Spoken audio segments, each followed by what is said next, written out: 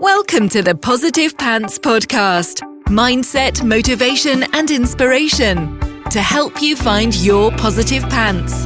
Let go of negative thinking and stop living for the weekend. With your host, Fran Excel.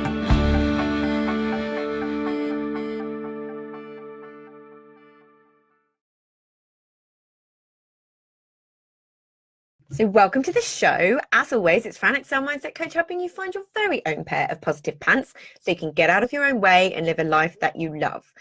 Thank you so much for joining me. I'm very grateful you've chosen to put me in your earbuds today. Please do hit the subscribe button so you don't miss anything, and do leave me a review. I love reading them, and it really helps me get found by other people who need to hear what I share. I'd also love you to email me your mindset and productivity questions or topics you'd love me to cover to hello@franexcel.com, because I know a lot of you think I'm inside your heads because you tell me all the time. But if I don't know what you need, I can't give it to you. So let me know. Are you remembering to do the basics of what makes you feel good? The festive period is a funny time of year for so many reasons. By the time this goes out, we'll have had Christmas, but we'll still be in it. Yeah, we've probably still got a lot going on and plans to make for New Year, and I personally love the festive period. Yeah, but I also know I can struggle. Yeah, if I'm not careful, as I know many other people do. And by this time of year, I'm in need of a break. Right? And I know so many of you can relate because I've talked to a lot of you about it. There's just something about this season that makes it feel like a bit of an energy suck. You know, you've got to wrap the presents, sort year-end financials, work out what went right, what didn't, what you want for the next year, tie up loose ends, get the Christmas cards out, tie up client work so you can have a proper break, probably still do work in between Christmas Day and New Year's, do the shopping, wrap the presents, do the socializing. Phew! It can be a lot, right?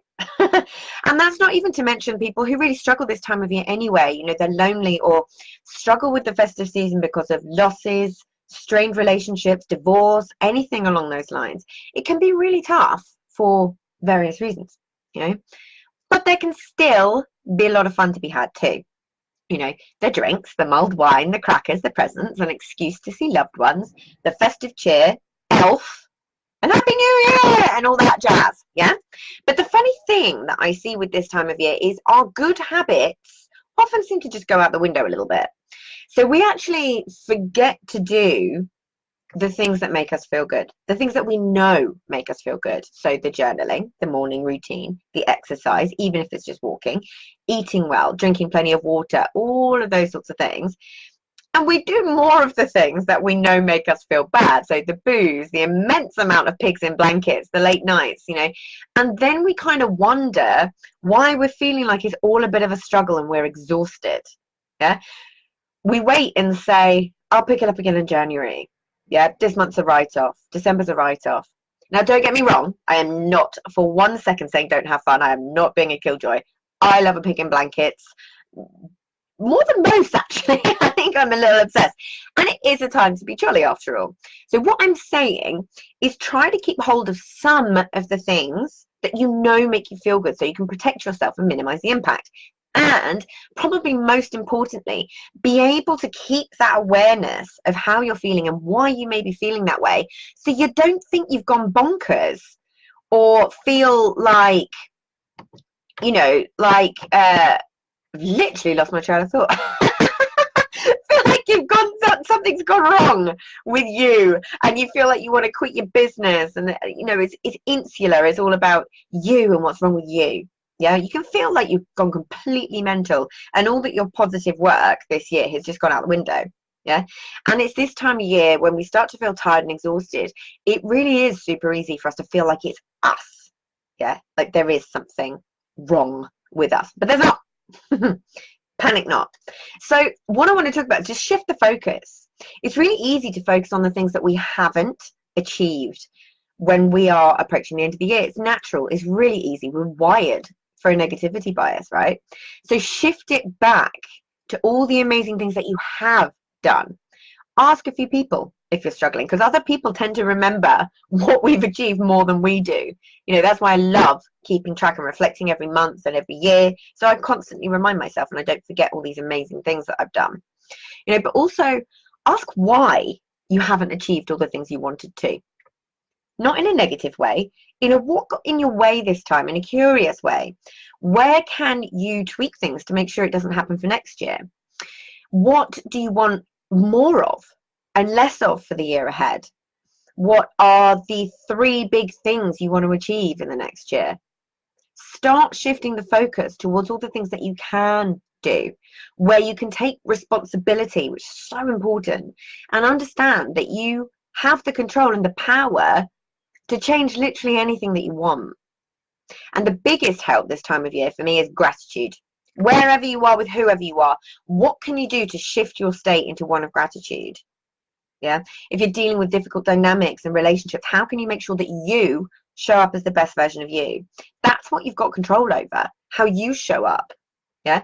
Other people tend to kind of fall in line. We're always unconsciously reacting to each other. We're reacting to assumptions, deletions, and distortions. What we're making something mean that somebody else is saying. If there are certain topics, for example, that are going to wind you up, how can you shift away from them? Most people love talking about themselves. So for me, if there's a subject that I don't want to enter into with certain people, I just ask a question about them. Yeah. The person in control of the conversation is usually the one asking questions. So what positive habits can you pick back up right now without waiting or writing any time off? What little things can you do? How can you shift your focus to one of gratitude? How can you shift your focus to what you have control over and to what you want? Yeah. Shift your focus to all the progress that you have made. And what changes do you want to make? Yeah. This is going to be your year, my friend. Stick with me, honey. Don't let anything get in the way. Be honest about what's gone wrong, honest about what's gone right. Tweak and test. Be curious, stay curious, and you're going to be good.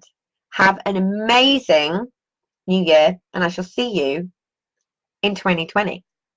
So, if you got value from this and in your gut that now is the time to step up and start rewiring your thinking and changing things for yourself, then book in a free discovery call so we can work out what needs to happen to get you from where you're at right now to the action-taking success you can be.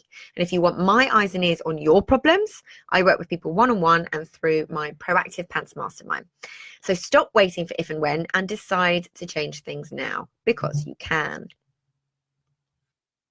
And as always, I hope that was helpful. So any questions, just let me know. And as always, I will see you next week. Bye.